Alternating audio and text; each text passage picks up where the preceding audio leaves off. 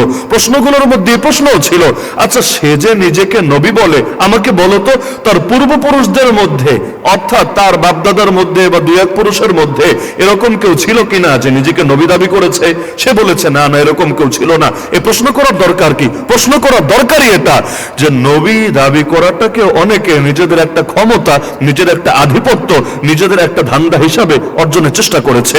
এজন্য যেই সময় আমার নবী দুনিয়াতে, আমার নবী তো তখনও জিন্দা, এখনো জিন্দা, পার্থক্য তখন ছিলেন মাটির উপরে, এখন আছেন মাটির নিচে রওজায়ে আতহারে। আমার নবী যখন দুনিয়াতে জীবদ্দশায়, হক নবী তো একজন, নবীর জীবদ্দশায় নবুয়তের ভণ্ড দাবিদার দাঁড়িয়ে গেল দুইজন। কোন পাল্লা ভারী? হকের পাল্লা ভারী না বাতিলের পাল্লা ভারী? আজকে তো অনেকে আছে সংখ্যা দিয়ে লোক মাপে, সংখ্যা দিয়ে।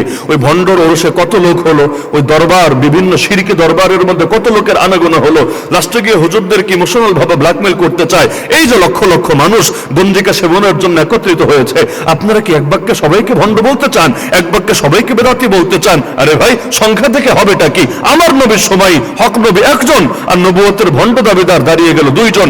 সংখ্যা বেশি হলেই যদি সেদিকে ফতোয়া দিতে হয়, তো নবুয়তের ভণ্ড দাবিদারদের তো ভালো বলে মার্কেটে চালায় দিতে হয়। তো এখন নবুয়তের ভণ্ড দাবিদার, বারবার আমার শব্দটা খেয়াল করতে পারেন, আমি একবারও ভণ্ড নবী বলছি না। শব্দ কি? নবুয়তের ভণ্ড দাবিদার। ভণ্ড নবী বলতে আমার বিবেকে বাধে।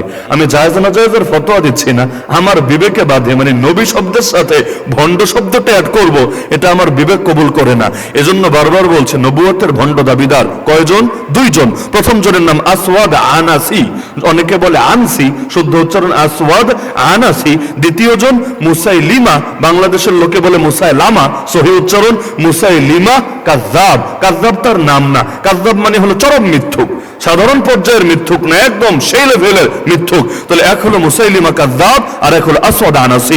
এর মধ্যে প্রথম নিজেকে নবী দাবি করেছিল আসওয়াদ আনাসি। দাবি করে শেষ না, এরপর সে তার বাহিনী পর্যন্ত তৈরি করেছে, এলাকার পর এলাকা যুদ্ধ করে জয় করতে শুরু করেছে। যে এলাকা যুদ্ধ করে সেখানকার মানুষকে অস্ত্রের মুখে ফেলে পর্যন্ত বাধ্য করে তাকে নবী মেনে নিতে। এক পর্যায়ে আল্লাহ রাসূল সাল্লাল্লাহু আলাইহি ওয়াসাল্লাম তার বিরুদ্ধে একটা চিঠি লিখে পাঠালেন এক সাহাবীর কাছে, যার নাম ফাইরুজ, বাংলায় বলে ফিরুজ, ফিরুজ মূল উচ্চারণ ফাইরুজ। তাকে চিঠি লিখে পাঠালেন, তোমার এলাকায় অমুক নিজেকে নবী দাবি করেছে, আগ্রাসন শুরু করেছে, তুমি তার একটা বিহিত করো। ফাইরুজ রাদিয়াল্লাহু আনহু চিঠি পেয়ে বুঝে ফেললেন আল্লাহর নবী সাল্লাল্লাহু আলাইহি ওয়াসাল্লাম তাকে মূলত কি নির্দেশ দিতে চেয়েছেন। আজকের কাদিয়ানীদের এসে বুঝতে চাইলে এই ঐতিহাসিক প্রেক্ষাপট না বুঝে কোনো উপায় নাই। আজকে আমার সবগুলো আলোচনার মূল পয়েন্টই হবে এমন কিছু বিষয় যেটার ব্যাপারে সকলের সচেতন হওয়া দরকার, কিন্তু যে কোনো কারণে অধিকাংশ মানুষই সচেতন না, বরঞ্চ অধিকাংশ মানুষ গাফেল। তো আসওয়াদ আনাসি এবং মুসাইলিমা কাযযাব আমার নবীর যুগের দুই ভণ্ড। এর মধ্যে নবী চিঠি পাঠালেন ফাইরুজ রাদিয়াল্লাহু আনহুকে, এর একটা বিহিত করো। তিনি চিঠি পেয়ে খোঁজ খবর নিতে লাগলেন কিভাবে এই জালেমকে, এই ভণ্ডকে শায়েস্তা করা যায়। খোঁজ নিয়ে দেখলেন তার এক চাচাতো বোন যে ছিল এক সর্দারের স্ত্রী, এই নবুয়তের ভণ্ড দাবিদার সেই সর্দারকে খুন করে তার এলাকা দখল করেছে। ওই সর্দারের স্ত্রী অর্থাৎ ফাইরুজ রাদিয়াল্লাহু আনহুর চাচাতো বোন, তাকে পর্যন্ত জোরপূর্বক যৌনদাসী উপপত্নী বানিয়ে রেখেছে, ঘর সংসার তার সাথে শুরু করেছে। তিনি ভাবলেন হ্যাঁ, এটাই সুযোগ, যে কোনো ভাবে তার সাথে যোগাযোগ করলে আশা করা যায় ওকে থামানোর, ওকে দমানোর একটা পরামর্শ পাওয়া যেতে পারে। তিনি যোগাযোগ করলেন, তার বোন সারা দিল, হ্যাঁ ও তো জোর করে আমার স্বামীকে মেরেছে, জোর করে আমাকেও ভোগ করে যাচ্ছে, সুতরাং আমি তোমাকে সর্বতভাবে সাহায্য করতে রাজি আছি। দুইজন মিলে প্ল্যান করলেন নির্দিষ্ট এক রাতে। এবার আসওয়াদ আনাসি যখন গেল সেই নারীর রুমে, সে মদ খাওয়ালো ইচ্ছা মতো তাকে। আপনি বলতে পারেন একদিকে নবীও দাবি করে আর একদিকে মদও খায়, লোকে আবার তার নবীও মানে। আরে ভাই, এই যুগে গাঁজা খাওয়ার পরও কিছু লোকে যদি পীর মানতে পারে, তাহলে ওদেরই পূর্বপুরুষ মদ খাওয়ার পরও কিছু তার ছাড়া তাদেরকে নবী মানতে পারে। কষ্ট পাচ্ছেন নাকি আপনারা? গাঁজা সেবন করার পরও তাদেরকে পীর মানার মতো, তাদেরকে কুতুব মানার মতো, তাদেরকে গাউস মানার মতো, তাদেরকে সব অলির সেরা অলি, সব হুজুরের চাইতো সেরা অলি, এই টাইপের মনে করার মতো লোক যদি থাকতে পারে, তাহলে পূর্বের যুগে এর চাইতে আরেক ধাপ অগ্রসর লেভেলের বলদ তো থাকতেই পারে। তো এখন তিনি তাকে মদ খাওয়ালেন, পরিমাণটা একটু বেশিই দিলেন। পরিমাণ যখন বেশি হলো, স্বাভাবিক মাতলামি আসলো। আমি খুব সংক্ষেপে উপস্থাপন করছি। মাতলামি আসলো, এক পর্যায়ে মাতাল হয়ে বিছানায় লুটিয়ে পড়লো।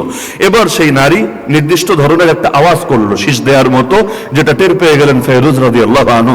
দেয়াল ডিঙ্গিয়ে ঘরে ঢুকলেন। অন্ধকার, রুমে কিছুই দেখা যায় না। এর ভেতরেই তিনি হাতড়ে হাতড়ে সেই আসওয়াদ আনাসির কাছে গেলেন। কোমরের মধ্যে একটা খঞ্জর ছিল। খঞ্জর বুঝেন? ওই ছুরি আর খঞ্জরে একটু পার্থক্য আছে। ছুরির এক পাশে ধার থাকে, খঞ্জরের দুই পাশে ধার থাকে। খঞ্জরটা বের করলেন, হাতড়ে হাতড়ে ওর গলা কোন জায়গায় আইডিয়া করলেন, এরপর গলার মধ্যে রেখে একদম ওর গলাটাই দেহ থেকে আলাদা করলেন। যেহেতু রাতের বেলা, আর ওই যুগে তো মাইকও নাই, মেশিনও নাই, আওয়াজও নাই, পিনপতন, নীরবতা। তো কারো গলা কাটা হলে এক ধরনের আওয়াজ হয় কি না? মানুষেরটা না দেখলো, গরুরটা তো দেখেছেন, ছাগলেরটা তো দেখেছেন, এক ধরনের আওয়াজ বের হয় কি না? তো যখন তার গলা কাটা হচ্ছিল, এক ধরনের গড়গড় গড়গড় আওয়াজ বের হচ্ছিল। তো যারা সিকিউরিটির দায়িত্ব ছিল, সিকিউরিটির দায়িত্ব যারা ছিল, তারা টের পেল অস্বাভাবিক কিছু হচ্ছে, মনে হচ্ছে ভয়ঙ্কর কিছু ঘটছে। তারা দৌড়ে আসলো তাদের কল্পিত নবীর রুমের কাছে। এসে জিজ্ঞেস করলো, কোনো সমস্যা? আদেশ ছাড়া ঢুকতে তো পারে না, কোনো সমস্যা আছে কিনা? তো এখন সেই নারী বের হয়ে আসলো, যাকে তারা জানে রানী হিসাবে, তাদের কল্পিত নবীর স্ত্রী হিসাবে।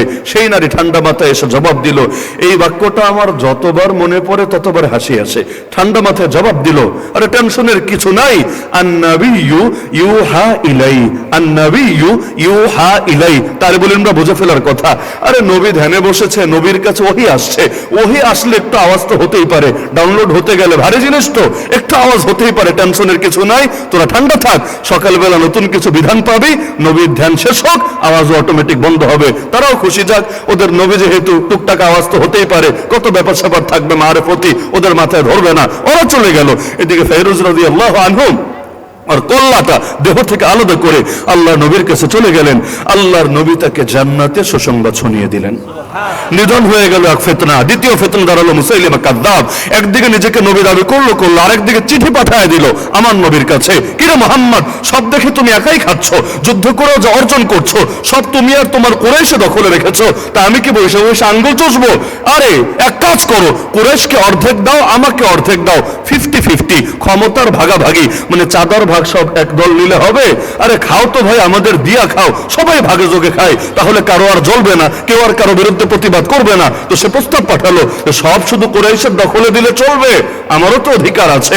সুতরাং দুইটা কাজ করো, আগামী থেকে যা কিছু পাবা 50-50, আর তুমি লিখে দিয়ে যাবা। তুমি দুনিয়া থেকে একদিন তো যাবা, তুমি যাওয়ার পর পরবর্তী গদ্দিনেশিন কে হবে? দরবারের গদ্দিনেশিন নিয়ে মারপিট চলে না। পরবর্তী গদ্দিনেশিন কে হবে? তুমি লিখে দিয়ে যাবো, ওই করবা। পরবর্তী গদ্দিনেশিন আমি মুসাইলিমা হব, তোমার পরে নবীর চেয়ারটা আমার দখলে থাকবে, এরপর আমি এককভাবে রাজ করব। এটা লিখে দুইজন লোককে দিয়ে পাঠালো। আল্লাহ নবী সাল্লাল্লাহু আলাইহি ওয়াসাল্লাম যখন চিঠিটা পড়লেন, এতটা রাগান্বিত হলেন, তার চেহারা লাল হয়ে গেল। আমার নবী এত সুন্দর ছিলেন, যখন রাগ করতেন চেহারা এত লাল হতো, মনে হতো ডালিম, বেদানা, ওই বেদানার দানাগুলো নিংড়ে যেন তার চেহারায় ঢেলে দেওয়া হয়েছে। ওইটা ঢাললে যতটা লাল হতো, আমার নবীর চেহারা এতটা লাল হয়ে গেল।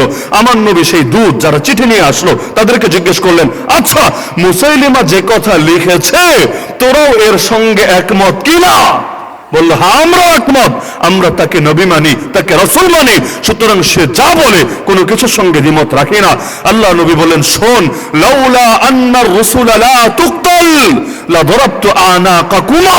যদি ইসলামের বিধান এটা না হতো, যারা বার্তাবাহক, যারা দূত, তাদেরকে হত্যা করা যায় না, এই বিধান যদি ইসলামের না হতো, আমি মুহাম্মদ নিজ হাতে তোদের দুজনের কল্লা উড়ায় দিতাম, তোদের এই বেয়াদবির সাজা নিজে বাস্তবায়ন করতাম, তোদেরকে দুনিয়ায় জিন্দা রাখতাম না। এরপর আল্লাহ রাসূল একটা চিঠি দিয়ে পাঠালেন এক সাহাবীকে। নামগুলো মনে রাখেন। সেই সাহাবীর নাম হাবিব আনসারী রাদিয়াল্লাহু আনহু। আনসারী তো আর নাম না, যেমন কারো নামের শেষে যদি থাকে সুনামগঞ্জি, জামালগঞ্জি, তাহিরপুরি, এগুলো কি নাম? এটা এলাকার নিসবত। একইভাবে আনসারী মানে তিনি আনসারী সাহাবী, মদিনার সাহাবী, তার নাম হাবিব। খাতমে নবুয়তের প্রথম শহীদ, খাতমে নবুয়তের প্রথম শহীদ সাহাবী হাবিব আনসারী রাদিয়াল্লাহু আনহু। আল্লাহ নবী তাকে চিঠি দিয়ে পাঠালেন মুসাইলিমার উদ্দেশ্যে, হেদায়েতের দাওয়াত দিয়ে, হকের দাওয়াত দিয়ে, এবং ক্লিয়ার করে দিলেন, শোন মুসাইলিমা, ইন্নাল আরদা লিল্লাহ জমিনের মালিক আমি মুহাম্মদ না, জমিনের মালিক আমার সাহাবীরা না, জমিনের মালিক কুরাইশের লোকেরা না, জমিনের মালিক একজনই, তিনি কে? ইউরিসুহা মান ইয়াশাউ মিন ইবাদি।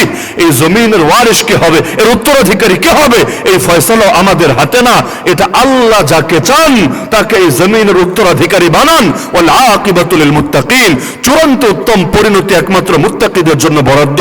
এভাবে আল্লাহ নবী কোরআনের আয়াত লিখে, বিভিন্ন সুন্দর কথা লিখে দাওয়াত দিয়ে পাঠালেন। চিঠি যখন পেল মুসাইলিমা, সেও রাগে উত্তেজিত হয়ে গেল।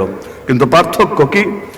সে হাবিব আনসারীকে জিজ্ঞেস করলো, আতাশহাদু আন্না মুহাম্মাদান রাসূলুল্লাহ, ওই তুই সাক্ষ্য দিস কিনা যে মুহাম্মদ আল্লাহর রাসূল?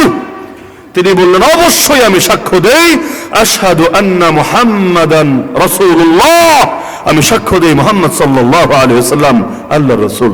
বলল, ভালো কথা। দ্বিতীয় প্রশ্ন, আতাশহাদু আন্নী রাসূলুল্লাহ, তাহলে তুই এটাও তো সাক্ষ্য দিস কিনা আমিও আল্লাহর রাসূল? তিনি বললেন, প্রশ্নই আসে না, আমার নবীকে মানার পরে আর কোনদিন কাউকে নবী রাসূল মানার কথা চিন্তাও করা যেতে পারে না। এবার মুসাইলিমা উত্তেজিত হয়ে গেল, জল্লাদকে বলল, ওকে গ্রেফতার করো। গ্রেফতার করে শুরু হলো জুলুম, নির্যাতন। আল্লাহ নবী কিন্তু ওর বার্তাবাহকদের গায়ে টাচও করেন নাই, আল্লাহ নবী কিন্তু ওদের গায়ে হাতও তোলেন নাই, ব্যাট দিয়েও দুইটা বাড়ি দেন নাই, হাত দিয়েও দুইটা চড় দেন নাই। সে গ্রেফতার করলো হাবিব আনসারী রাদিয়াল্লাহু আনহুকে। জল্লাদকে এক পর্যায়ে বললো, একটা করে অঙ্গ কাটবা, আবারও প্রশ্ন রিপিট করবা, আবার যদি জবাব একই আসে আবার অঙ্গ কাটবা, আবার জিজ্ঞেস করবা। এক হাত কাটে জিজ্ঞেস করে, হাবিব এবার তো মানবে মুসাইলিমা আল্লাহ রাসূল? বললেন, প্রশ্নই আসে না। আর এক হাত কাটে, একই প্রশ্ন, তার একই জবাব। এক পা কাটে, একই প্রশ্ন, তার একই জবাব। আরেক পা কাটে, একই প্রশ্ন, তার একই জবাব। চোখ উপড়ে ফেলে, একই কাহিনী, কান কেটে ফেলে, নাক কেটে ফেলে, এক পর্যায়ে তার জিহ্বাটাও কেটে ফেললো। এবার বলল, মুসাইলিমা নবী এটা তো এখন মানবে হাবিব।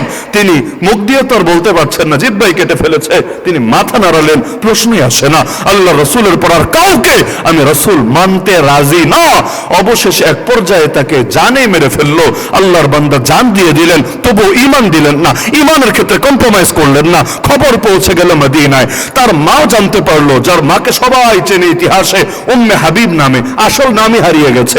ছেলে এত গর্বিত, মাকে এখন চেনে সকলে ছেলের নাম দিয়ে উম্মে হাবিব। হাবিবের মা এই সংবাদ যখন জানতে পারলেন, আরে কান্না করার পরে, হাহুতাশ করার পরে, ছেলের জন্য আর্তনাদ পরে তিনি চিৎকার করে বলে উঠলেন, লিহাযাল ইয়াউমি আরদাতুহু, আজকের এই দিনের জন্যই তো ওকে দুধ পান করিয়েছিলাম। ওকে কোনো কাপুরুষ বানাতে চাই নাই, কোনো শিয়ালের জীবন দিতে চাই নাই।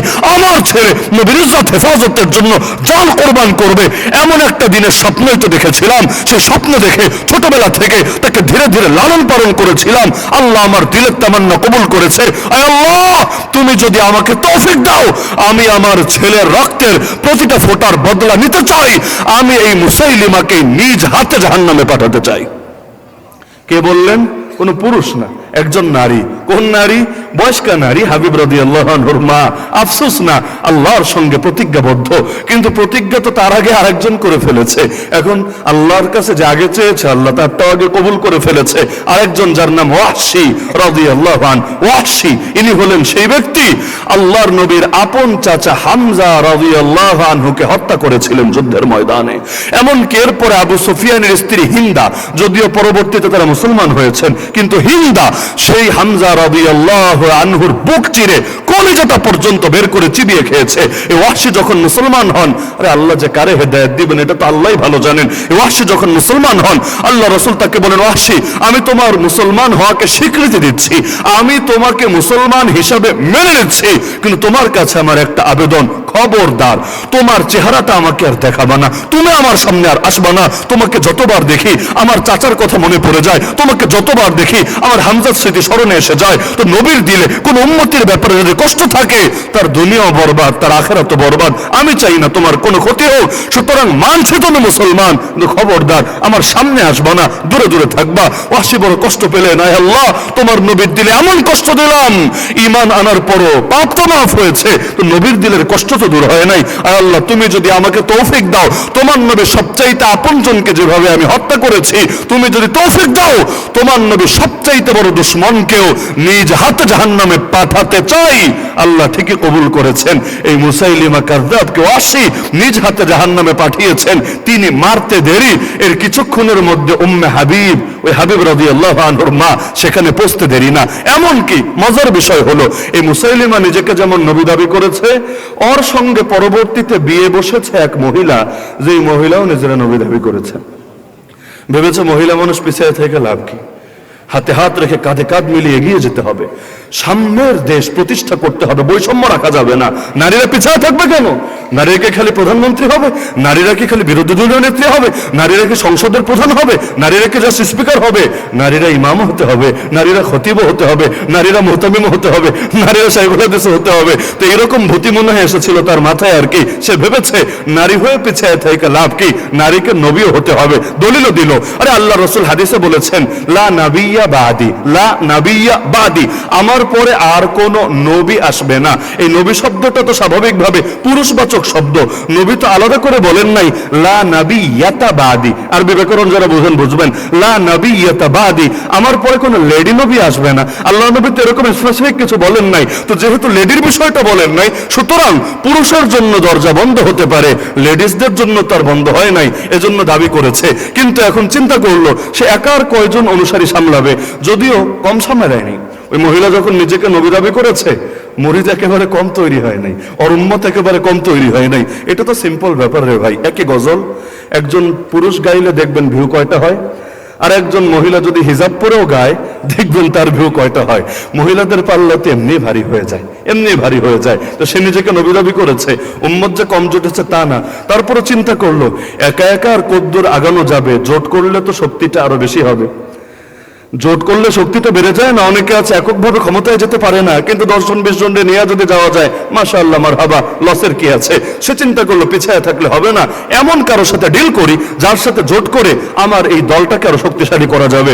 এখন ডিল করতে গিয়েছে মুসাইলিমার কাছে।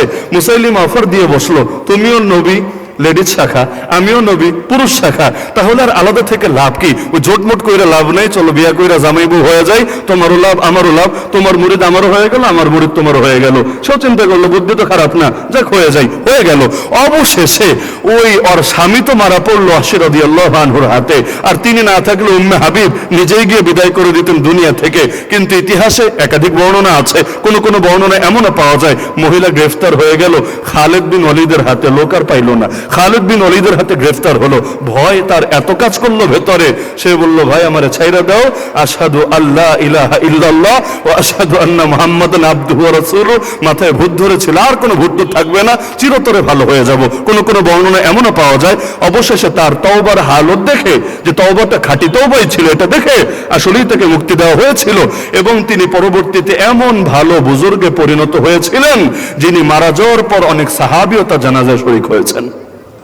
ইতিহাসে যেহেতু ভিন্নতা আছে, বিভিন্ন বর্ণনায় আছে, কোন একটাকে অ্যাকুরেট 100% দাবি করা মুশকিল, হাকিকত আল্লাহই ভালো জানে। তাহলে এই ঘটনা টানার দরকারটা কি? দরকার এটাই, নবীর জামানায় যেই দুইজন নবুয়তের ভণ্ড দাবিদার দাঁড়িয়েছে, তাদের ঘটনা থেকে তাদেরকে নবী কিভাবে ডিল করেছেন, আবু বকর কিভাবে ডিল করেছেন, এখান থেকে স্পষ্ট হয়ে যায় কেউ যদি নিজেকে নবী বলে দাবি করে, কেউ যদি নিজেকে নবী বলে দাবি করে, একটাই সাজা, গুস্তাখ রাসূল কি এক হি সাজা, সরতন সে জুদা, সরতন সে জুদা, তারা পৃথিবীতে বেঁচে থাকার অধিকারী হারিয়ে ফেলে।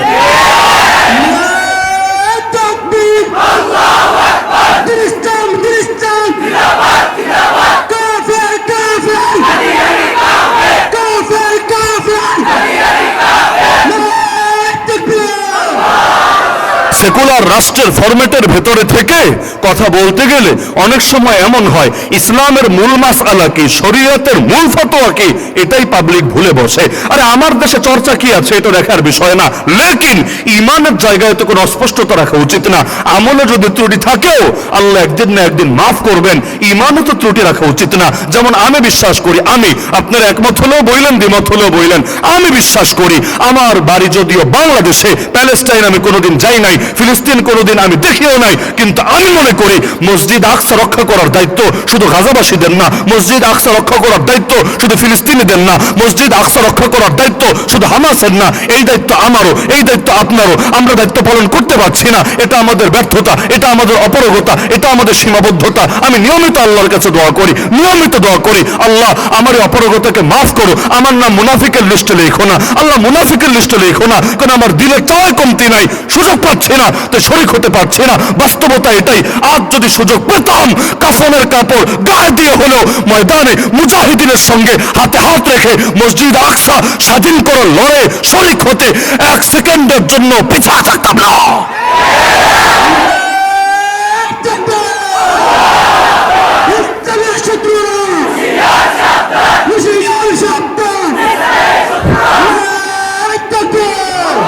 আমি এটাই মনে করি আমার দায়িত্ব, আমি এটাই মনে করি আমার দায়িত্ব শুধুমাত্র বাবরি মসজিদের ব্যাপারে প্রতিবাদ করো না, শুধুমাত্র বাবরি মসজিদের জন্য লং মার্চ আর মিছিল করো না। আমি মনে করি আমার দায়িত্ব বাবরি মসজিদকে ভেঙে রাম মন্দির বানানো হয়েছে, ওই প্রতিটা ইট খুলে নিয়ে আবারও সেখানে আল্লাহর ঘরকে তার পুনরায় তার মর্যাদায় প্রতিষ্ঠিত করা। কারণ কোন জায়গা মসজিদ বানানো হলে ওই জায়গা ওখান থেকে নিয়ে আসমান পর্যন্ত পুরো জায়গা কিয়ামত পর্যন্ত আল্লাহর তালিকায় মসজিদ হিসাবে লিপিবদ্ধ থাকে। মসজিদ কখনো মন্দির হয় না, মসজিদ কখনো গির্জা হয় না, মসজিদ কখনো প্যাগোডা হয় না। আরে মূর্তি তো কাবায়ও ঢোকানো হয়েছিল, একটা না দুইটা না 360টা, তাই বলে কাবা মন্দির হয়ে যায় নাই, কাবা গির্জা হয়ে যায় নাই, কাবা প্যাগোডা হয়ে যায় নাই। আল্লাহ নবীও চিন্তা করে নাই যেহেতু মূর্তি ঢুকেছে থাক, আরে পৃথিবীতে জায়গার কি শর্ট পড়েছে, অন্য জায়গায় মসজিদ 10টা বানাই থাক, ওটার হক ছাড়ি নবী ভাবে নাই। আল্লাহ নবীর হাতে যখন ক্ষমতা ছিল না, কিছু করতে পারেন নাই, দিলে জ্বালা ছিল, দিলে প্রাণ ছিল, কিন্তু যখন মক্কা বিজয় হয়েছে একদিনও দেরি করেন নাই, একদিনও দেরি করেন নাই। সর্বপ্রথম কাজ যেটা করেছেন, আল্লাহর ঘর থেকে সবগুলো মূর্তিকে বিদায় করেছেন। আমিও মনে করি আল্লাহ যদি আমাকে কোনো সুযোগ দেন, যতগুলো মসজিদ পৃথিবীর বুকে শহীদ হয়েছে সবগুলোকে আবাদ করেই ছাড়বো ইনশাআল্লাহ। তো ইমানের বিষয়টা আলাদা, আমলের বিষয়টা আলাদা। আমলে যদি ঘাটতি থাকেও ইমানে অন্তত ঘাটতি তৈরি করা কখনোই উচিত না। আরে আপনি দুনিয়ার কোন রাজনৈতিক দল করেন, কিন্তু আপনার দলে মনে করেন নারী নেতৃত্ব চলে, আপনার দলে চলে, আপনার জন্য অন্তত আখেরাতে বাঁচতে চাইলে করণীয় হলো অন্তত ঈমানটা ঠিক রাখবেন। ইসলামের বিধান উল্টাটা, হাদিসের কথা উল্টাটা, আমার দলে চর্চা অন্যটা। আল্লাহ আমারে মাফ করো, আল্লাহ আমার সীমাবদ্ধতাকে তুমি মাফ করো। অন্তত এতটুকু বললো আশা করা যায় একদিন না একদিন আল্লাহ আপনারে মাফ করবেন। কিন্তু যদি বলেন ইসলামে সব মানি, এটা মানি না, আছে না এমন পল্টিবাজ? দলের জন্য ইসলাম ছাড়তে রাজি এমন লোক নাই? এই যে আজকে খতমে নবুয়তের জন্য আন্দোলন হলো, এমন বহুত জ্ঞানপাপী আছে গতকালও এটাকে নিয়ে মজা নিয়েছে, টিটকারি মেরেছে। কি দরকার হুদা এগুলো নির্বাচন পেছানো ষড়যন্ত্র, এগুলো বিদেশি কোনো গোয়েন্দা সংস্থার তাদের এজেন্ডা ইত্যাদি ইত্যাদি। আজকে যখন দেখেছে তার নেতাও হাজির, আজকে যখন দেখেছে তার নেতাও হাজির, বলে মাশাআল্লাহ মারহাবা, কত মুসলমান এক জায়গায় একত্রিত হয়েছে, দেখো আমাদের নেতা কি সুন্দর বক্তব্য দিয়েছে, তার কথাই তো আমাদের কথা। কিরে ভাই, আগের দিনেরটা সত্য না পরের দিনেরটা সত্য? আসলে তোমরা যে দলান্ধ এটাই হলো সত্য। এই জন্য দলান্ধতা না, হক থাকবে সবার উপরে। আল্লাহু আকবার, আমার আল্লাহ বড়, এই অনুবাদ না, অনুবাদ হলো আমার আল্লাহ সবার চাইতে, সবকিছুর চাইতে বড়। আকবর মানে খালি বড় না, কাবীর মানে বড়, কাবীর, আর আকবর মানে সব বড়র বড়। তো সব বড়র বড় কে? আল্লাহ বড় না দল বড়? আল্লাহ বড় না নেতা বড়? আল্লাহ বড় না বাপ বড়? আল্লাহ বড় না দেশ বড়? আল্লাহ বড় না দুনিয়ার অন্য কিছু বড়? আলমার আল্লাহ সব কিছুর ঊর্ধ্বে, তার জন্য সব ছাড়া যায়, কোনো কিছুর জন্য তাকে তো আর ছাড়া যায় না, মাথায় রাখেন। তাহলে কাদিয়ানি এবং এই জাতীয় দল যারা আমার নবীর পরে অন্য কাউকে নবী বলে বিশ্বাস করে, আজকে যদি বাংলাদেশে ইসলামী রাষ্ট্র ব্যবস্থা থাকতো, যদি থাকতো, নাই তো 1757 থেকে আজ পর্যন্ত এক সেকেন্ডের জন্য নাই তো। এমনকি প্রায় 350 বছর ধরে লা ইলাহা ইল্লাল্লাহ শাসন যে নাই, কোরআনের শাসন যে নাই, এটা নিয়ে কয়জন মুসলমানের দুঃখ আছে, কয়জন মুসলমানের কষ্ট আছে? আগামী 200 বছরেও যদি না আসে, এটা নিয়ে কয়জনের দিলে জ্বালা লাগবে? লাগবে না। গোলামি করতে করতে গোলামি রক্তে রক্তে মিশে গেছে। এখন কেউ যদি জাগাতে চায়, কেউ যদি ঘুম ভাঙাতে চায়, উল্টা তারে দুশ্মন দুশ্মন মনে হয়। কেউ কেউ বলে এই দেশটাকে ইসলামী রাষ্ট্র হতে দেওয়া উচিত না। কেন হলে কি হবে? ইন্ডিয়া রাগ করবে। হলে কি হবে?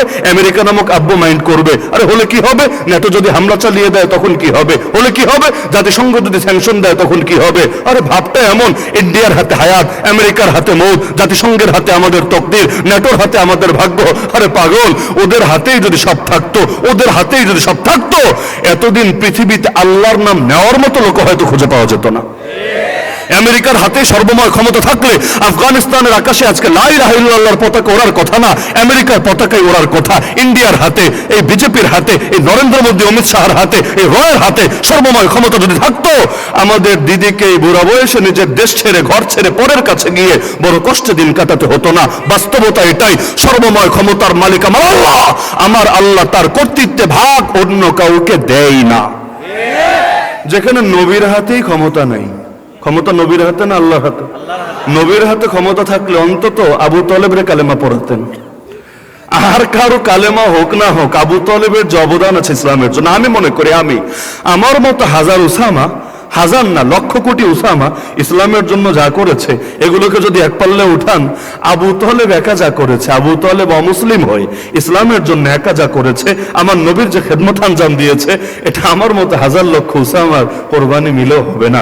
ইন্নাল্লাহ লা ইউআইয়িদু হাযা দ্বীন বির-রাজুলিল ফাজির, বুখারীতে হাদিস আছে।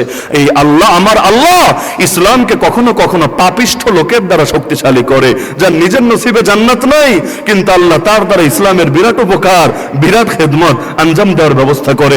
আবু তালেব এমন সময় নবীর সঙ্গ দিয়েছে, সুবহানাল্লাহ, এমন সময় নবীর সঙ্গ দিয়েছে, আমার নবী 3 বছরের বেশি জেলে বন্দী, অবরুদ্ধ, ওই সময়ও সঙ্গ ছাড়ে নাই। যখন খাবার নাই, গাছের পাতা খেতে হয়েছে, খেতে খেতে মুখের মারি চলে গিয়েছে, মলগুলো ছাগলের মল হয়েছে, তখনও আমার নবীর সঙ্গ ছাড়ে নাই।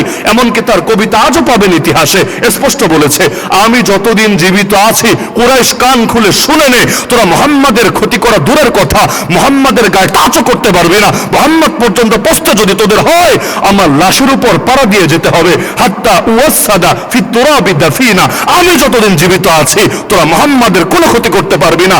অথচ এতটুকু কোরবানি, এতটুকু হুঙ্কার দেওয়ার সাহস অধিকাংশ মুসলমানেরও নাই। যদি থাকতো, নবীর ওয়ারিসদেরকে বছরের পর বছর এভাবে জেলে পড়ে থাকা লাগতো না। যদি থাকতো, নবীর ওয়ারিসরা জেলে লাশ হয়ে বাড়িতে গিয়ে পৌঁছতো না। কতজনের নামও তো আমরা স্মরণ রাখি নাই। 2021 আমাদের চোখের সামনে হেফাজত মামলায় কেরানীগঞ্জ কেন্দ্রীয় কারাগারে শহীদ হলেন কে? মাওলানা ইকবাল, হেফাজতের মামলার আসামি। তার নামটাও তো স্মরণ রাখি নাই। কে চেনে তাকে? বলেন, কে চেনে? কি অপরাধ ছিল তার? আল্লাহর বান্দা ডায়াবেটিসের রোগী, হাই প্রেশারের রোগী, আর রিমান্ডে এমন টর্চার করেছে, কারাগারে গিয়ে খালি পা ধরা বাকি রেখেছে যে আমার ট্রিটমেন্টের ব্যবস্থা যদি নাও করেন, আমার নিয়মিত যে ওষুধগুলো আছে, ফ্যামিলি বারবার জেল গেটে এসে দেখা করতে চেয়েছে, ওষুধ পৌঁছাতে চেয়েছে, করোনার অজুহাত দিয়ে কোনো টেলাও করে নাই, কোনো টেলাও করে নাই, বারবার রিকোয়েস্ট করেছেন অন্তত আমার ওষুধগুলো, নিয়মিত ওষুধগুলো কারাগারে পৌঁছানোর ব্যবস্থা করেন। দেয় নাই, কথা শুনে নাই। এক পর্যায়ে বিছানায় পড়ে গেলেন, তবু ওদের মন গলে নাই। এক পর্যায়ে লাশ হয়ে কবরে পৌঁছে গেলেন, আজও পর্যন্ত তার রক্তের স্বীকৃতিটুকুও পান নাই। আমরাই তো ভুলে গিয়েছি। ইন্টারিম গভর্নমেন্ট রাখেন আর হাসিনা গভর্নমেন্ট রাখেন, আমরাই তো ভুলে গিয়েছি, নামটাও তো স্মরণ রাখি নাই। এটাই হলো বাস্তবতা। অথচ এই বাংলাদেশে অন্তত 14 কোটি মুসলমান নাই, অন্তত 14 কোটি মুসলমান নাই। 14 কোটি মুসলমানের ভেতর থেকে 1400 আলেমকে নিয়ে ভরে রাখলো জেলে।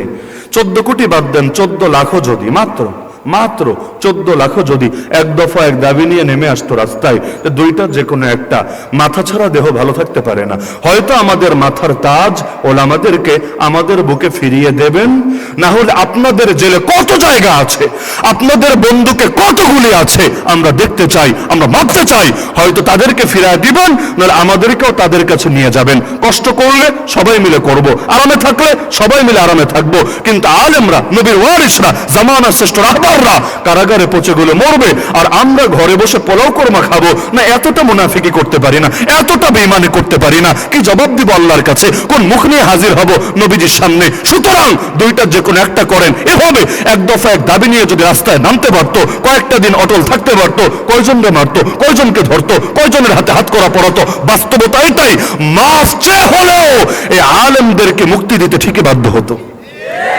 কিন্তু আমরা তো অনেকে তাদের জন্য দোয়াটাও করিনি। হুজুরের জন্য দোয়া করলে যদি আমার বিপদ হয়, আমার উপর জিজ্ঞাসাবাদ বেড়ে যায়। এটাই বাস্তবতা। যেই পরিমাণ স্লোগান দেওয়ার লোক থাকে মাহফিলে, ওই পরিমাণ যদি দ্বীনের নিবেদিত কর্মী থাকতো, এতদিনে বাংলাদেশ ইসলামের বিপ্লব হয়ে যেত। বিপ্লব, ওই নির্বাচন ফিরবাচনের চিন্তাও করা লাগতো না, বিপ্লব হয়ে যেত। রক্তের সাগরের উপর দিয়ে কালেমার পতাকা এই দেশে উড্ডীন হতো। কিন্তু কাজের বেলায় লোক খুঁজে পাওয়া যায় না, আর বলার বেলায় মাশাআল্লাহ আমরা কারো চাইতে কেউ কম না। আল্লাহ আমাদের এই ডাবল স্ট্যান্ডার্ড থেকে বের হওয়ার তৌফিক দান করুন। নবীর জামানায় যেগুলো ছিল, এখান থেকে এটাই শিক্ষা। কিয়ামত পর্যন্ত নবুয়তের যত ভণ্ড দাবিদার হবে, ইসলামী রাষ্ট্র ব্যবস্থা থাকলে তাদের সাজা এতটুকু না, জাস্ট অমুসলিম ফতোয়া দিয়ে রেখে দাও, এরপর ওরা ওদের মতো চলুক। না না না না, ওই আফগানিস্তানও শুধু এতটুকু করবে না, আরো যেখানে যেখানে ইসলামী রাষ্ট্র ব্যবস্থা আছে এতটুকু করবে না, বরং ওদের কার্যক্রমকে নিষিদ্ধ করবে, ওদেরকে তওবার সুযোগ দেবে, আহ্বান করবে। যদি করে আলহামদুলিল্লাহ, না করলে ওদেরকে আল্লাহর কাছে পাঠিয়ে দিবে যে তোদের আর ভেজাল আবর্জনা দুনিয়া থাকার দরকার নেই, তোরা যা আল্লাহর কাছে, বাকিটা আল্লাহ তাআলাই বুঝবে। হ্যাঁ, এখন যেহেতু ইসলামী রাষ্ট্র ব্যবস্থা নাই, এজন্য আমরা সর্বনিম্নটা দাবি করছি, যদিও এইটা চূড়ান্ত সমাধান না। মাথায় রাখেন, চূড়ান্ত সমাধান না। কারণ অমুসলিম আর্মিও নিরাপত্তা দিচ্ছে, আপনি বাধা দিতে গেলে বলবে আরে আপনার পরিচয় তো ব্যবহার করছে না, ও তো আর পরিচয় নিয়ে কাজ করছে, আপনি বাধা দেওয়ার কে? এজন্য বাস্তবতা, আমরা তো আছি এক বিপদে, এজন্য হালকাটা দাবি করছি আর কি। যেদিন এদেশের আকাশেও কালেমার পতাকা উড়বে, দাবি এত ছোট থাকবে না, দাবি আরো বড় হবে ইনশাআল্লাহ। হয়তো তওবা করবা, নবীর দুশমনি ছাড়বা, আর যদি নবীর সঙ্গে দুশমনি চালাও, নবী প্রেমিকরা এটাকে কিছুতেই অ্যালাউ করতে পারে না। সবকিছু মার্কেটে চালায় দেওয়া যায় না, কেউ নবীরা গালি দিবে, আপনি বলবেন বাক স্বাধীনতা, গণতন্ত্রই তো এটা। প্রধানমন্ত্রীকে গালি দিতে পারে, রাষ্ট্রপতিকে গালি দিতে পারে, গণতন্ত্রের কথা এটা। নবীরে দিলে কি সমস্যা? বাক স্বাধীনতা, নাউজুবিল্লাহ। এই কথা বললে মানবেন? এই কথা বললে মানবেন?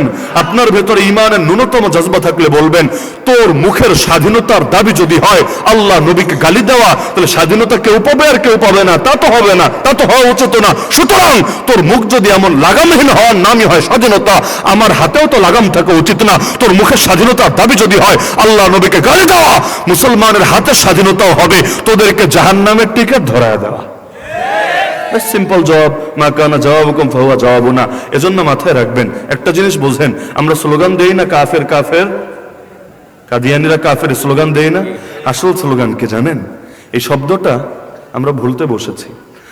2019-20 দিকে আমার এখনো মনে পড়ে, আমি যখন ওই কুফর ও তাকফির বইটার কাজ করি, যারা দেখেছেন তো দেখেছেন, বিশেষ করে ওইটার কাজ করার সময় আল্লামা আনোয়ার শাহ কাশ্মীরি রহমতুল্লাহ আলাইহি, নাম তো সকলেই শোনার কথা, তার যে বইটা আমার সামনে ছিল ইকফারুল মুলহিদিন ফি শাইইন মিন জরুরিয়াতিদ দ্বীন, আমার অনুরোধ থাকবে এখানে মাদ্রাসার ছাত্র যারা আছেন, এমনকি জেনারেলও যারা আছেন, ভার্সিটিতে পড়েন বা অথবা পড়াশোনা শেষ করেছেন, বাংলা অনুবাদও যেহেতু পাওয়া যায়, আমার অনুরোধ থাকবে জীবনে একবার হলেও আল্লাহর হস্তে বইটা পড়বেন। আল্লামা আনোয়ার শাহ কাশ্মীরির বই এমনিই কম, এর মধ্যে আল্লাহর বান্দা শেষ জীবনে খাতমে নবুয়ত হেফাজতের জন্য তিনি বিশেষ এই কাজটা করে গিয়েছেন, ইকফারুল মুলহিদিন। এই বই খুললে দেখবেন কাদিয়ানীদের হুকুমটা স্পষ্ট করে দিয়েছেন, কাদিয়ানীরা সাধারণ কাফের না। অনেক মুসলমান এগুলো বোঝে না। ওই যে সময় বইয়ের কাজ করি, প্রথম যখন ইকফারুল মুলহিদিন থেকে সচেতন ভাবে এটা বুঝি, এরপর আমার বইও লম্বা করে আলোচনা করি। আমার এখনো মনে পড়ে সেই 2020 থেকে শুরু করে 21-এ জেলে যাওয়ার আগ পর্যন্ত, আর 21-এ বের হয়ে 22 পর্যন্ত আমার যতজনের কাছে যাওয়া সম্ভব হয়েছে সবার দুয়ারে দুয়ারে গিয়ে বুঝিয়েছি। ডক্টর ইনায়েতুল্লাহ আব্বাসী সাহেবের কাছেও গিয়েছি যে আপনারা তো কাদিয়ানি বিরোধী একটা অনেকগুলো সংগঠনের একটা ওনারও আছে, আপনি সেটার আমির, তাহলে এক কাজ করেন, এই শব্দটা স্পষ্ট করেন, কাদিয়ানিদের বিধানটা কি? কাদিয়ানি কাফের বললে হালকা হয়ে যায়, কাফের তো হিন্দু, কাফের তো বৌদ্ধ, কাফের তো খ্রিস্টানও, কাদিয়ানি কাফের বললে হালকা হয়ে যায়। বাস্তবিক বিধানটা বলেন, বাস্তবিক বিধান কি? দুইটা নামে কাফের কাফের কাদিয়ানি কাফের ছড়াচ্ছে, এর দ্বারা জনসচেতনতা তৈরি হচ্ছে। কাদিয়ানিরা প্রকাশ্যে কাজ করতে পারছে না, ঢাকা শহরে বলেন, বাংলাদেশে কোথাও বলেন, মসজিদে নামাজ পড়তে গেলে ভয় লাগে না। এই মসজিদটা আবার কাদিয়ানির না তো, এখানে আবার ইমাম কাদিয়ানি ধর্মের না তো, নামাজ হবে তো নাকি নামাজ হবে না, ভয় লাগে না কেন? বাংলাদেশে কোথাও ওরা কাদিয়ানির নামে, ওরা কাদিয়ানিদের লোকরা মসজিদ করতে পারবে না, মাদ্রাসা করতে পারবে না, এই সুযোগ তাদেরকে কেউ অ্যালাউ করবে না। এমনকি গ্রামাঞ্চলে যদি বিয়া করতে যায়, বিয়া আর যদি কোনোভাবে জানতে পারে ও কাদিয়ানি, ছেলেটা কাদিয়ানি, আন্দোলনগুলো সফলতা এটা, ওই গ্রামের মানুষরাও তার সঙ্গে মেয়েকে বিয়ে দেবে না। এমনকি আপনি যদি জানেন ও কাদিয়ানি, আপনি তাকে সালামও দেবেন না, কারণ দিলে সব হবে না, গুনাহ হবে। আপনি তার জানাজায় যাবেন না, কিন্তু তার জানাজায় গেলে সব হবে না, গুনাহ হবে। এমনকি তাকে মুসলমানের কবরস্থানেও দাফন করা যাবে না, এমনকি তার বাপের সম্পদও সে পাবে না, বাপের সম্পদের ওয়ারিশও সে হবে না। কারণ আল্লাহ নবীর স্পষ্ট কথা আছে, মুসলমান কাফের মুসলমানের ওয়ারিশ হয় না, এটা আলাদা। তাহলে এদের হাত হাত কত উপরে ভাবতে পারবেন না, ওদের হাত কত উপরে ভাবতে পারবেন না। এত উপরে থাকার পরও ঢুকাতে পারে না, না প্রাইমারিতে, না হাই স্কুলে, না কলেজে। কারণ আমাদের আন্দোলনগুলো জিন্দা থাকার এতটুকু লাভ আছে। সরকার যদি আগামী 50 বছরও ঘোষণা না দেয়, ইনশাআল্লাহ আমাদের আন্দোলন চলবে এবং সে আন্দোলনের দ্বারা এই পাবলিক, এই জনগণ সোচ্চার হবে। এবং একদিন মানুষকে এটাও বলা যাবে, যাদেরকে দিয়ে নবীর ইজ্জত হেফাজত হয় না তাদেরকে সরকার বানিয়ে কি হবে, চলো আমরা এবার নবী প্রেমিকরাই ঐক্যবদ্ধ হই আমার নবীর ইজ্জত হেফাজতের জন্য। যারা কাদিয়ানীদের বিরুদ্ধে স্পষ্ট কথা বলবে তারাই প্রয়োজনে সংসদে যাবে, আর অন্য কেউ সংসদে যাওয়ার স্বপ্ন দেখলে পাবলিক সেই কাদিয়ানীদের দালালদেরকেও লাল কার্ড দেখায় দিবে।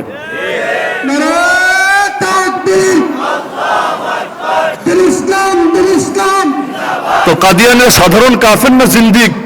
জিন্দিক বলে কাকে সবাই বুঝে যান ভালো করে। জিন্দিক বলে কাকে? আমার ভালো লেগেছে আলহামদুলিল্লাহ। ওই 2021-22 সেই বইটা হাদিয়া দিয়ে দিয়ে বলতাম এক একজনকে, হুজুর এটা একটু পাবলিক প্লেসে আলোচনায় আনেন, কারণ একজন যতই বলুক কাজ হবে না, সবাই মিলে বলতে শুরু করলে অতি সহজেই হয়ে যাবে ইনশাআল্লাহ। আলহামদুলিল্লাহ আজকেও আমার দিলটা খুশ হয়ে গিয়েছে।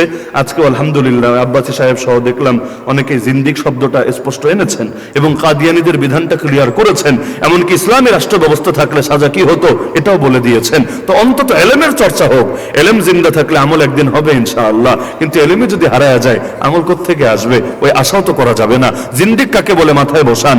জিন্দিক, জিন্দিক কাদিয়ানীরা কি? সবাই বলেন আমার সাথে, কাদিয়ানীরা কি? কাদিয়ানীরা কি?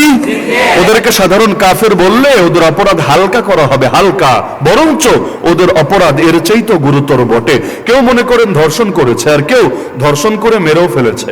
তো যে ধর্ষণ করে মেরে ফেলেছে ওরা যদি খালি ধর্ষক বলেন, ওর অপরাধটা হালকা হয় না? যদি খালি ধর্ষণের সাজা ওর উপর দেন, ওর শাস্তিটা একটু লঘু হয় না? কারণ ওর অপরাধ তো ডাবল। তাহলে কাফের বললে ওদের অপরাধ হালকা হয়, ওরা জিন্দিক। জিন্দিক কাকে বলে ভালো মতো বোঝেন, যে নিজেকে পরিচয় দেয় মুসলমান। কাফের কিন্তু নিজেকে মুসলমান পরিচয় দেয় না। জিন্দিক নিজেকে পরিচয় কি দেয়? পরিচয় কি দেয়? মুসলমান। এজন্য আমাদের কিন্তু কখন আন্দোলন করতে হয় না। সরকার হিন্দুকে অমুসলিম ঘোষণা দেন, সরকার খ্রিস্টানদেরকে অমুসলিম ঘোষণা দেন, সরকার আপনারা বৌদ্ধদেরকে অমুসলিম ঘোষণা দেন, এমন আন্দোলন করা লাগে? লাগে না, কারণ নিজেদেরকে মুসলমান বলেই না। জিন্দিক তারা যারা নিজেদের পরিচয় দেয় মুসলমান কিন্তু বিশ্বাস রাখে এবং প্রচার করে যা তা হলো বেঈমানি। তাহলে মুখে আছে একটা, বাস্তবে আছে আরেকটা, বাহিরে একটা, ভেতরে আরেকটা, উপর দিয়ে ফিটফাট, ভিতর দিয়ে সদরঘাট। এই যে ভণ্ডামি, এই যে মুনাফিকি, এইটা যারা করে তাদেরকে কি বলে? তাদেরকে কি বলে? মাথায় ভালো মতো বসান, তাদেরকে কি বলে? জিন্দিক। এমন কি বলবেন হুজুর মুরতাদ বললে হয় না? না না না, মাদ্রাসার ছাত্ররা ভালো করে বোঝেন, মুরতাদ বললে হবে না। মুরতাদ তাকে বলে যে একসময় মুসলমান ছিল। অনেক কাদিয়ানি এমন কোনোদিন মুসলমানই ছিল না। হিন্দু থেকে কাদিয়ানি হয়, খ্রিস্টান থেকে কাদিয়ানি হয়, অথবা জন্মগতভাবে ওর ফ্যামিলি কাদিয়ানি, ও ছোটবেলা থেকে কাদিয়ানি, ওরে মুরতাদ বলবেন কিভাবে? আবার মুরতাদ আর জিন্দিকের সাজা আলাদা। মুরতাদকে গ্রেফতার করে তওবার সুযোগ কয়দিন দেওয়া হয়? কয়দিন? 3 দিন। এবং বোঝানোর জন্য বড় বড় হুজুরও আনা হয়, যত বড় হুজুর লাগে আনা হবে। জিন্দিক গ্রেফতার করার আগে, হানাফি মাযহাবের ফতোয়া এটাই, গ্রেফতার করার আগে আপনাদের কারো সন্দেহ থাকলে ইকফারুল মুলহিদিনও পড়েন আর ফতোয়া শামিও পড়েন। অত আহামরি পড়া লাগবে না, এই 2টা জায়গা খুঁজলেই পাওয়া যাবেন ইনশাআল্লাহ। জিন্দিকরা গ্রেফতার করার আগে যদি তওবা করে তাহলে তো ঠিক আছে আলহামদুলিল্লাহ। গ্রেফতার যদি হয়ে যায় ওদের আর তওবার কোনো সুযোগ থাকে না। আর যদি তাও ভালো হতে চায় ওইটা আল্লাহ বুঝবে, ওইটা আর দুনিয়াতে ওই সুযোগ রাখা হবে না, বরং ওদেরকে আল্লাহর কাছে পাঠানোর ব্যবস্থা করা হবে। যেমন আবু লাহাবের নাম শুনেছেন আপনারা? অন্য প্রসঙ্গে বলছি, আবু লাহাব কি করেছে? নবীর শানে বেয়াদবি করেছে। সর্বপ্রথম নবী প্রকাশ্যে দাওয়াত দিলেন, আবু লাহাব আঙ্গুল উঁচিয়ে উঁচিয়ে নবীর শানে বেয়াদবি করেছে। আবু লাহাব হলো সেই পাপী নবীর মিলাদে খুশি, নবীর শরীয়তে নারাজ। নবীর মিলাদ মানে জন্ম, নবীর জন্মে খুশি হয়ে দাসী আজাদ করেছে। একটা দাসীর দাম বর্তমান বাজারে কোটির উপরে হবে, নাই তো, তাও থাকলে কোটির উপরে হতো। এত খুশি হয়েছে, ভাতিজা, ছেলেও না। আপনি আপনার ছেলের জন্য কয় টাকা দান করেছেন দাঁড়ায় বলেন? একজন থাকলে বলেন, আমি চিনে যাই যে হুজুর আমার ছেলের জন্য 1 কোটি টাকা দান করেছে, খুশি হয়ে। খুশি হয়ে পারলে বলেন একজন। কিন্তু তার ছেলে না, ভাতিজা, ভাতিজার জন্মে খুশি হয়ে এত দামি দাসী আজাদ করেছে, যেন তেন ব্যাপার না। কিন্তু সেই নবী যখন শরীয়ত নিয়ে আসলেন সবার আগেই বেয়াদবি করলো। বাংলাদেশে এমন নেতা আছে না, 12 রবিউল আউয়াল আসলে বলে নবীর জন্মদিনের শুভেচ্ছা, আবার মাইক হাতে পেলে বলে আমরা শরীয়তের আইন মানি না। আছে না? আছে। তো শরীয়তের আইন কার আইন? আমার আইন? এই মাদ্রাসার মোতামিম সাহেবের আইন? কার আইন? শরীয়তের আইন তো ওই নবীর পৌঁছানো আইন, আল্লাহর দেওয়া আইন। তাহলে আবু লাহাব কি করলো? নবীর শানে আঙ্গুল উঁচিয়ে বেয়াদবি করলো। আল্লাহ একটা সূরা দিলেন, কোন সূরা বলতে পারবেন? মাশাআল্লাহ, তাব্বাত ইয়াদা। এই সূরা আল্লাহ স্পষ্ট জানালেন, সায়াসলা নারান যাতা লাহাবি ওয়া ইমরাতু, আবু লাহাবও যাবে জাহান্নামে অবশ্যই, এবং ওর বউ জাহান্নামে যাবে অবশ্যই। আমাকে বলেন, যখন সূরা নাজিল হলো, আবু লাহাব আর ওর বউ মুর্দা না জিন্দা? মুর্দা না জিন্দা? আল্লাহ জান্নাতি বললেন না জাহান্নামী? জিন্দা লোকরে জাহান্নামী বলার অর্থ বোঝেন? জিন্দা লোককে জাহান্নামী বলার অর্থ বোঝেন? তার মানে কপাল থেকে আল্লাহ তওবার তৌফিক হিদায়াতি উঠিয়ে নিয়েছেন, দিলের মধ্যে মোহর লাগিয়ে দিয়েছেন। ওরা যে কুফুরের উপর মরবে, বেঈমান হয়ে মরবে, আল্লাহ ফয়সালা করে দিয়েছেন। কেন আল্লাহ তওবার দরজাই কেন বন্ধ করলেন? আসলেই কিন্তু আর তওবা নসিব হয় নাই, আসলেই কিন্তু আর ভালো হতে পারে নাই। কেন আল্লাহ তওবার তৌফিক কেন উঠালেন? কারণ নবীর শানে গোস্তাখি সাধারণ কুফর না, এটা সাধারণ কোনো সাজা না। ইবলিসের পাপ কি? ইবলিসের পাপ কি? ইবলিস চুরি করে নাই, জিনা করে নাই, ডাকাতি করে নাই, খুন করে নাই, ধর্ষণ করে নাই, মদ খায় নাই। ইবলিসের পাপ হলো নবীর শানে বেয়াদবি করেছে অহংকার আর হিংসার কারণে। কোন নবী? কোন নবী? কোন নবী?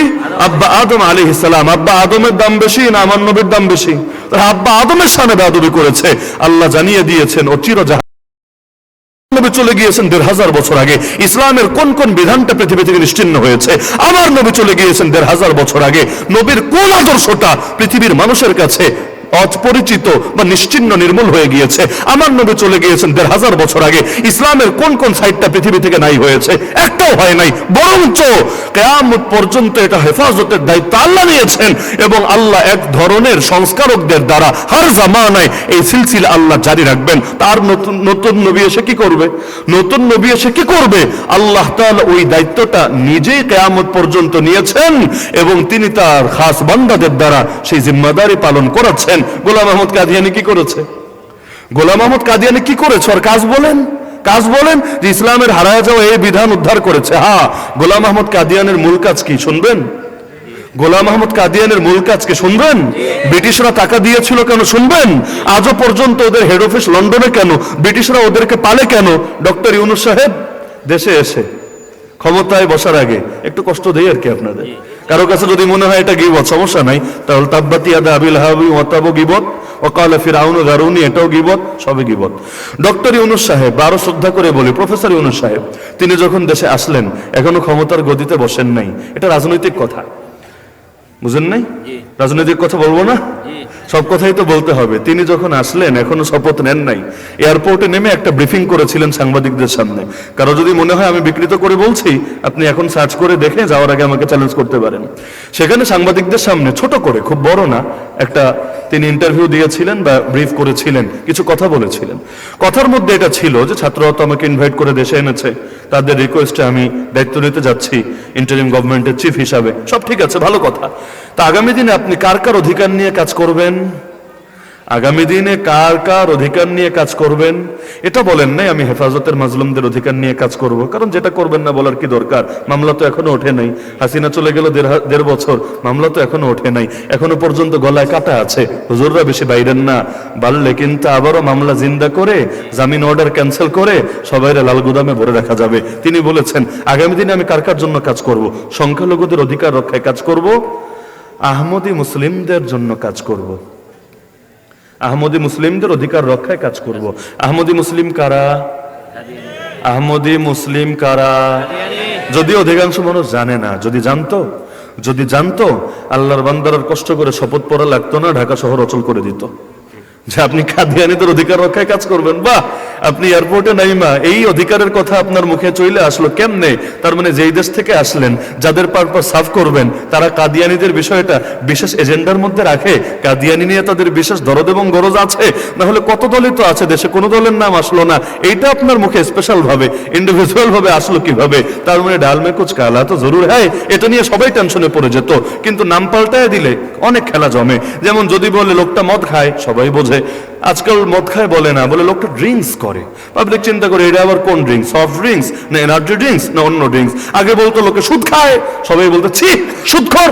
এখন বলে ইন্টারেস্ট নেই, আর একটু ইসলামী ভাইব থাকলে বলে মুনাফা নেই, মুনাফা বা সুন্দর শব্দ, মানে শব্দটা একটু পাল্টায় দিলেই কি যেন হালাল, কি যেন পবিত্র জিনিস হয়ে যায়। শব্দের মারপ্যাচ বড় জটিল জিনিস। এই পশ্চিমারা যা করে সুন্দর শব্দ দিয়েই তো সব জায়েজ করে, মানবাধিকার, গণতন্ত্র, এই শব্দগুলো দিয়েই তো সব বৈধতা করে। কিসের গণতন্ত্র? ওরা জনগণের অধিকার রক্ষায় কবে কাজ করে? বাংলাদেশের অধিকাংশ জনগণ শরিয়ত চায় নাকি চায় না?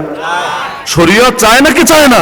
এই যে বেশ্যাখানাগুলো খোলা আছে বাংলাদেশে, লাইসেন্স দেওয়া আছে, কোন জনগণের অভিমত নিয়ে? মদের বারের লাইসেন্স দেয় কোন জনগণের অভিমত নিয়ে? জনগণ যা চায় না তা চাপিয়ে দেয়, যা চায় তা দেয় না। চাইলাম ধর্ম শিক্ষক, দিয়ে দিল সারেগামা পাদানিসা শিক্ষক। বাঙালি চায় কি আর পাবলিকে দেয় কি? কিসের গণতন্ত্র? নাম গণতন্ত্র, আসলে পশ্চিমা তন্ত্র, পশ্চিমাদের চাটাচাটি তন্ত্র। তো নেমেই বলল কাদিয়ানীদের রক্ষায় কাজ করবে, কাজ করেছে।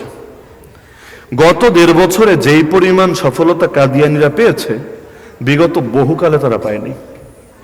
নতুন করে প্রতিটা এলাকায় এমন ভাবে যেখানে যেখানে গিয়েছে শক্তভাবে বসেছে, সব আলেমরা মিলে আন্দোলন করে ওদের চুলও নাড়াতে পারেনি, কাজ করেছে। তাহলে কাদিয়ানী রক্ষায় কি বাংলাদেশের কেউ কাজ করে না বিদেশিরা করে? এজন্য দেখেন না বড় বড় নেতারাও ইমানের ভাষা বলতে দ্বিধা করে, না না আইনের ভাষায় নাই। মুসলমান আগে আইনের ভাষা বোঝে না ইমানের ভাষা বোঝে? আপনারা আমার থেকে যা শুনতে চাচ্ছেন আমি সেটা বলতে পারছি না। কেন বললে কি সমস্যা? এটা আমার আইনের ভাষায় নেই। কোন আইন? আল্লাহর আইনে তো আছে। কোন আইন? রাসূলুল্লাহর আইনে তো আছে। কোন আইন? কোরআনের আইনে তো আছে। হ্যাঁ, পশ্চিমাদের আইনে নাই, সেকুলার আইনে নাই। আরে মুসলমানের কাছে সেকুলার আইন কি? মুসলমানের কাছে আল্লাহর আইন চূড়ান্ত আইন।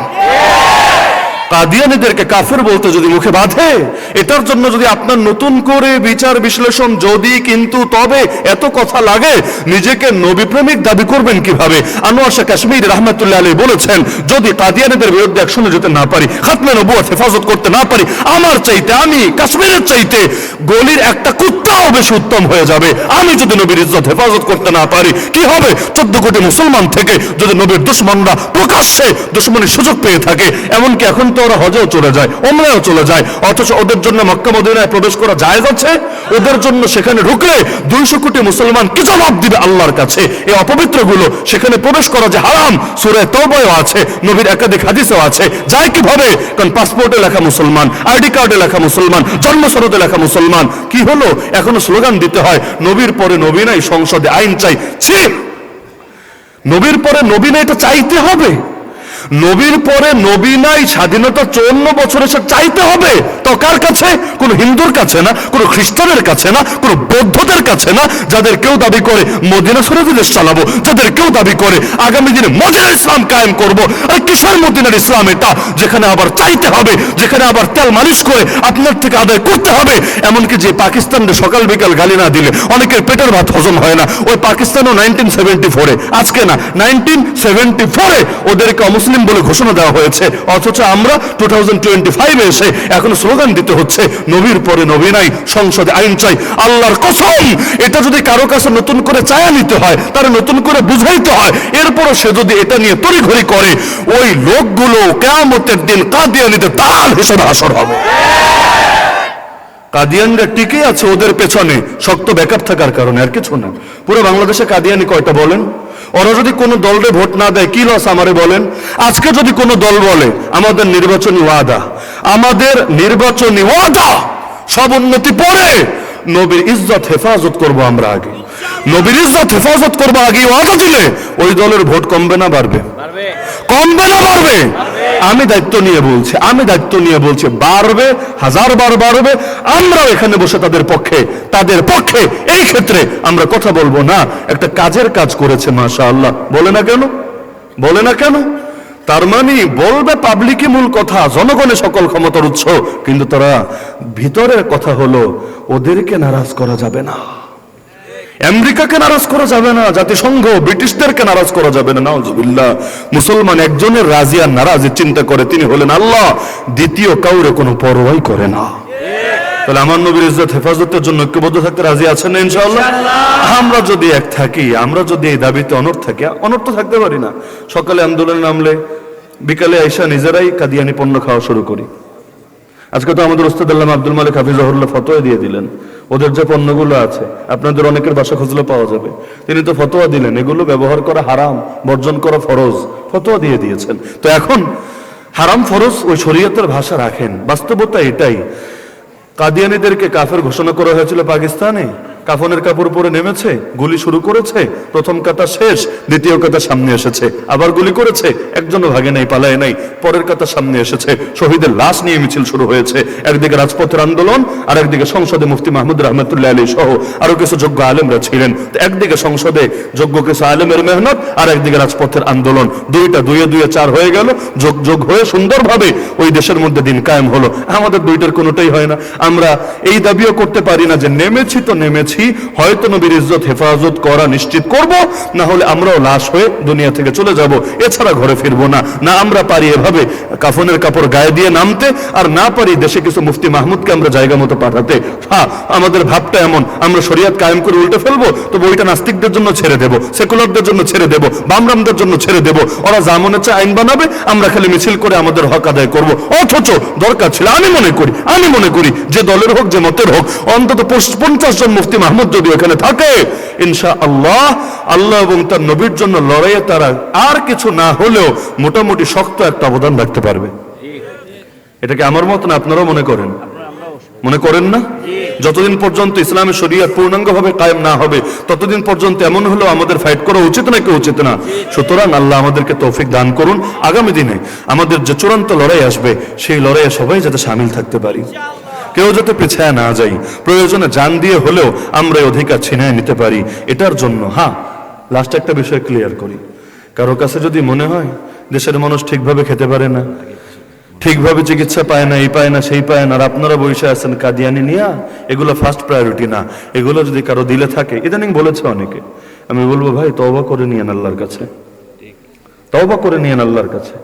নবীর ইজ্জতে যদি আপনার কাছে হালকা মনে হয়, আর দুইটা খাওয়া আর একটু রাস্তাটা ভালো হওয়া এটাই আপনার কাছে বড় মনে হয়, মনে মনে প্রস্তুতি নেন কোন মুখ নিয়ে নবীর সামনে দাঁড়াবেন। আমাদের কাছে আল্লাহ এবং তার রাসূল সবার আগে, বাকি সবকিছু সবার পরে।